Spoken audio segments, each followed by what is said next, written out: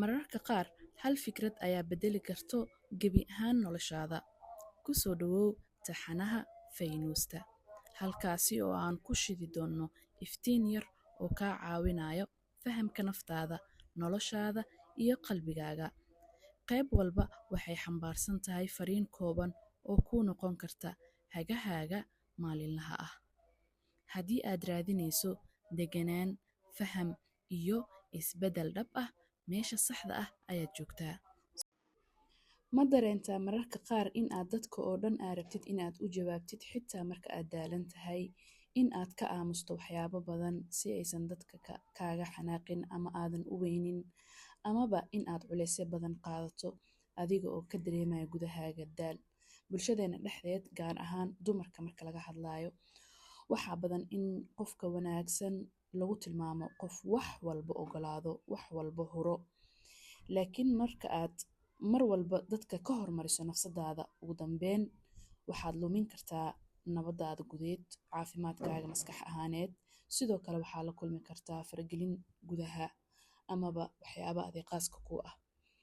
Taasina waa sababta ammaantay amaba xalqadan uga hadleyno sida loo dhiso xuduud caafimaad leh. Haddaba maanta waxaan baran doonaa waa maxay xuduud caafimaad leh, maxay ku kala duwan yihiin xuduudda caafimaadka leh iyo midda aanan caafimaadka lahayn, noocyada xuduudaha iyo sida loo dhiso xuduud caafimaad leh. Waa maxay xuduud caafimaad leh? Xuduud caafimaad leh waa wax xeerarka amaba xadka aad naftaada u dejiso si aad u ilaaliso dareenkaaga, waqtigaaga, jirkaaga, maskaxdaada, ixtiraamkaaga, tamartaada intaba. Waxay ka caawisaa in aad ogaato mar walba oo xuduud ku degan tahay waxa aad aqbalayso, waxa aadan aqbalaynin. Xuduudaha tusaale marka laga hadlaayo waxaa jira noocyo badan oo xuduuda ah.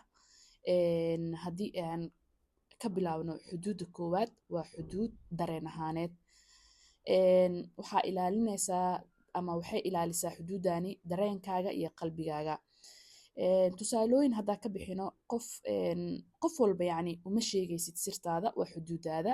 Ma qaadanaysid amaba dusha ma saaratid dhibaatooyinka dadka kale. Haddii hadalku dhaawacayo ama xanuun kuu geysanayo lagu dhaho, in aad tiraahdid waxan way dhibayaan amaba waxan way dhaawacayaan. Waxay taas ku tusaysaa ama kaa caawinaysaa deganaanshiyo maskaxeed iyo inaad mar walba feejigan tahay oo dareenkaaga aad ilaalinaysid. Xuduudda dareen ahaaneed waa midaas. Xuduudda labaad waa xuduudda waqtiga. Inaad samaysatid time boundary waxa la dhaho, tusaalooyin ma aqbashid balamaha degdega ah. Xuduud walba marka waxay leedahay hadaf. Xuduudda waqtiga waxay ilaalisaa waqtigaaga iyo nasashadaada. Ma aqbashid oo kale shaqooyin ama balamo badan marka aad daalan tahay amaba balamaha degdega ah. Waqtiga qoyska aad la qaadatid oo kale ma qaadatid oo kale waqtiyo kale. Waxaad waqti u samaysaa nafsadaada oo kale.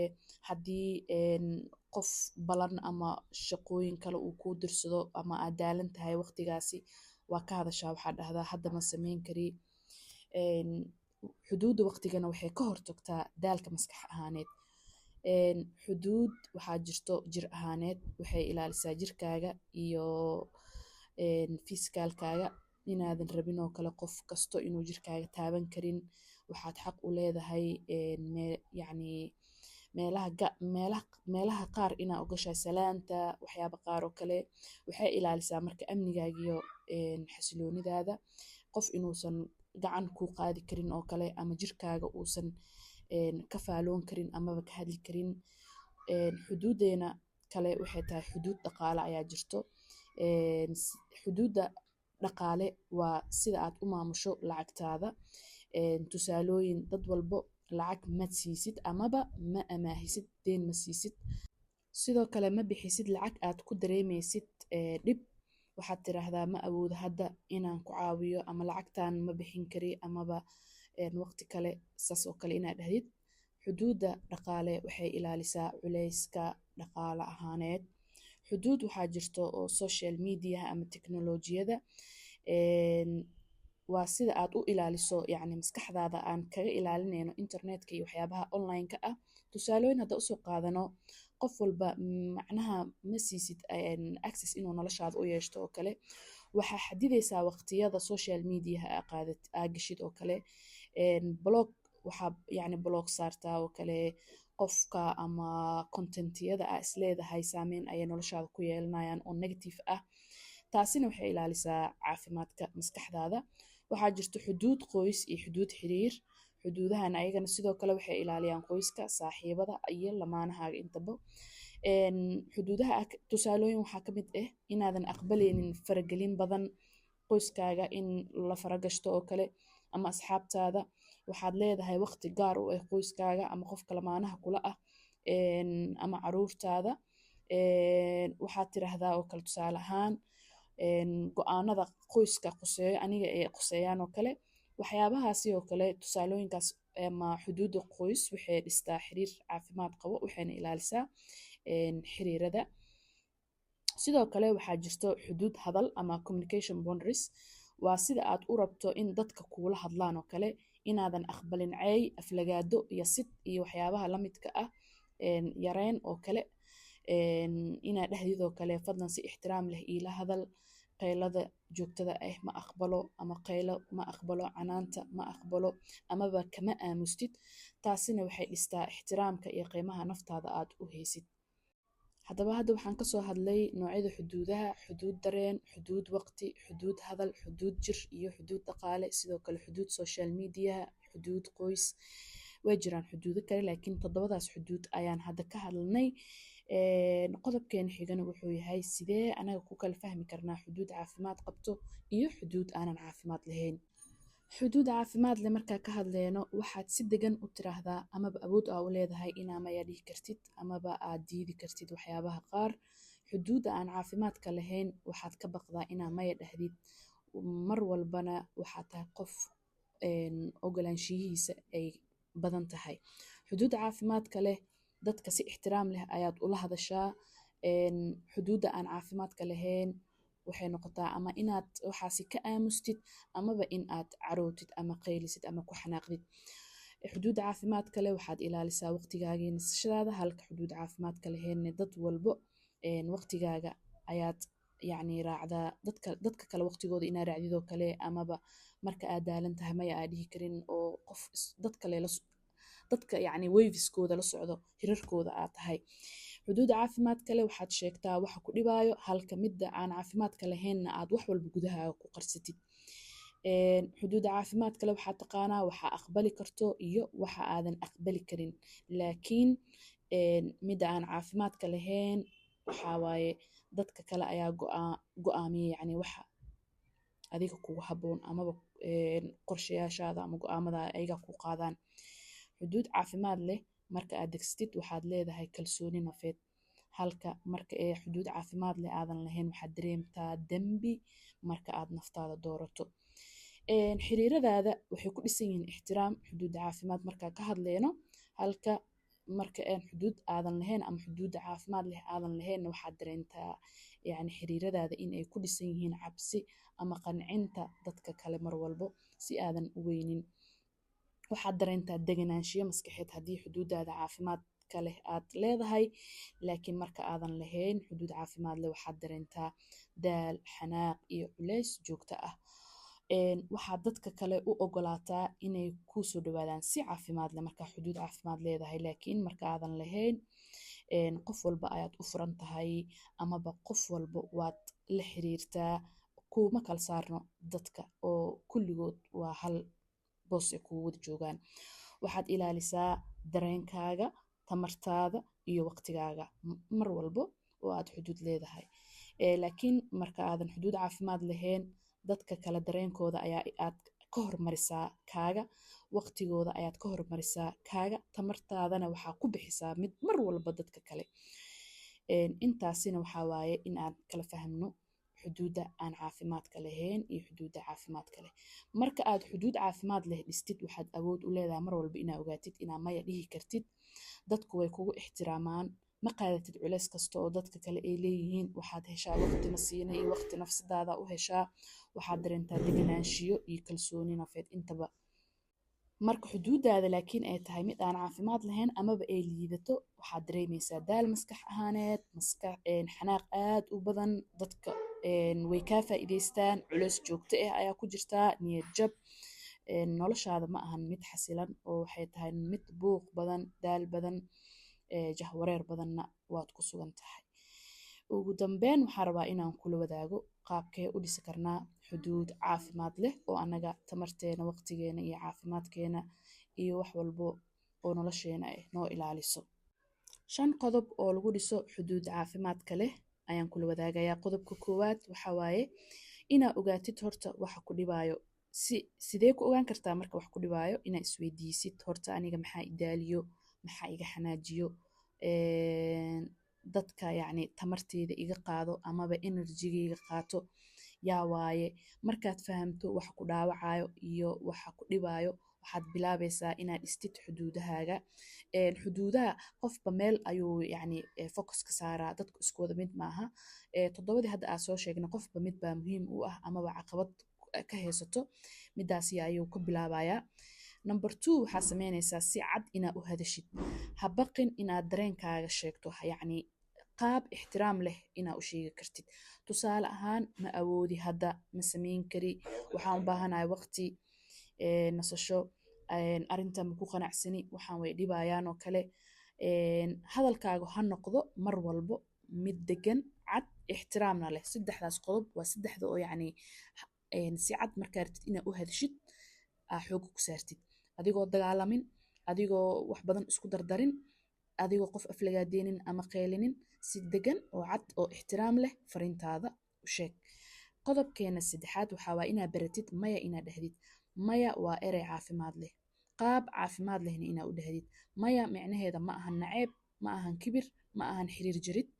waxay ka dhigan tahay inaad ilaalinaysid naftaada, qiimeynta waqtigaaga, caafimaadkaaga, qoyskaaga, dhaqaalahaaga.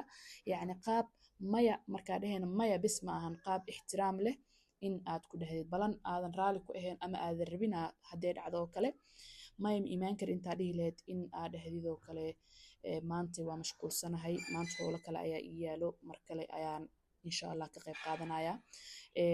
lacag lagu weydiiyo oo kale, hadda qorshahayga amaba hadda ma awoodi. cid xoog kugu leh ama cid ku qasbaysa ma lahan.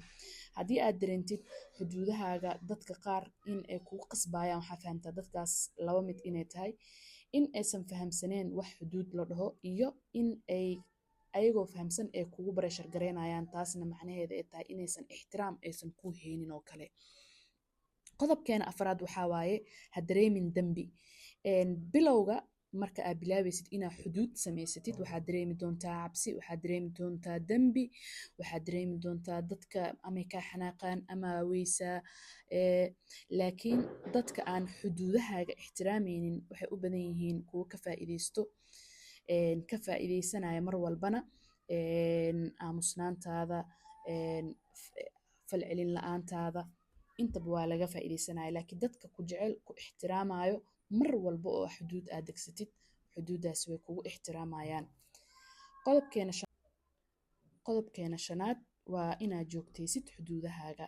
haddii aad hal mar maya tiraahdid kadibna mar walba aa ogolaatid, dadka way kugu wareerayaan.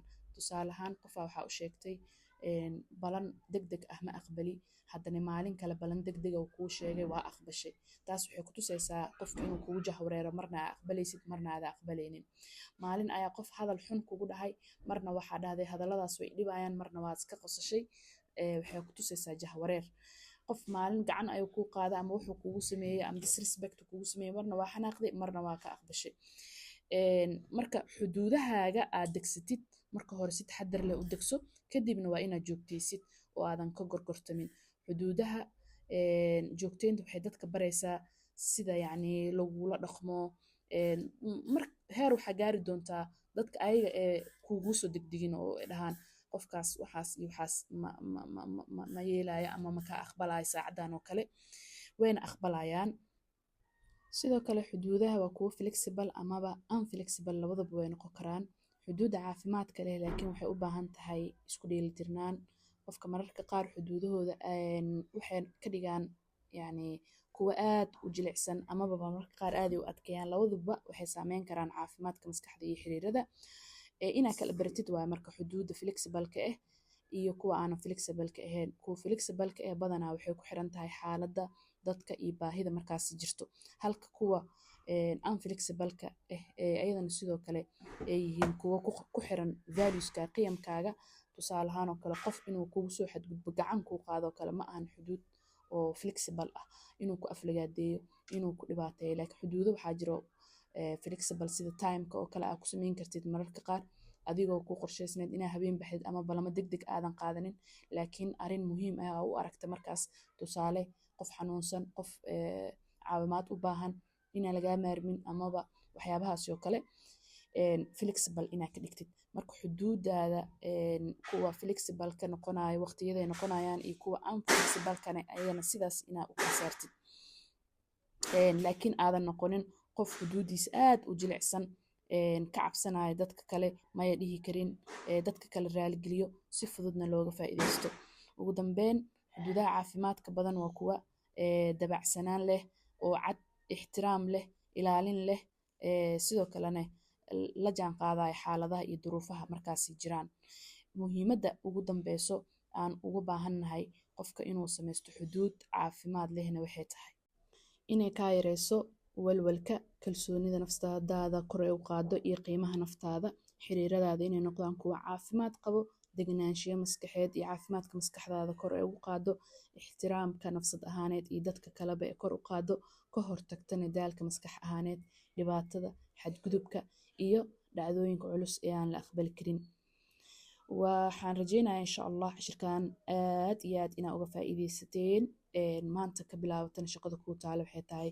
sida aad u dhisi lahayd xuduud caafimaad leh inaad haddaba buugaaga qalinkaaga soo qaadatid maxay yihiin waxyaabaha aad dhibsanaysid maxay yihiin waxyaabaha aad rabtid inaa xuduud kaga samaysatid qaybtee rabtaa inaa xooga saartid ma qoyska xuduudo qoyseed xiriireed bulsheed caafimaad ahaaneed oo maskax ahaaneed dareen ahaaneed dhaqaale ahaaneed inaa xariiqatid waxa hadafka aad ka leedahayna aad samaysid sidoo kalena aad joogtaysid isla markaana aadan iloobin xuduudahaaga inaad ka dhigtid kuwo la jaan qaadaya mar walba waqtigaaga dareenkaaga iyo duruufaha kugu hareereysan waa ku mahadsantihiin dhegeysigiina wacan iyo waqtigiina qaaliga ah waxaan rajeynayaa fariintan inaa meel fog gaarsiisin subscribe hadday noqoto iyo ku xirnaanshaha janaalka adinkana aa faa'iideystiin dadka kuugu dhowne ee kula faa'iideystaan mar kale waa idin mahadcelinayaa asalaamu calaykum waraxmatullaahi wabarakaatu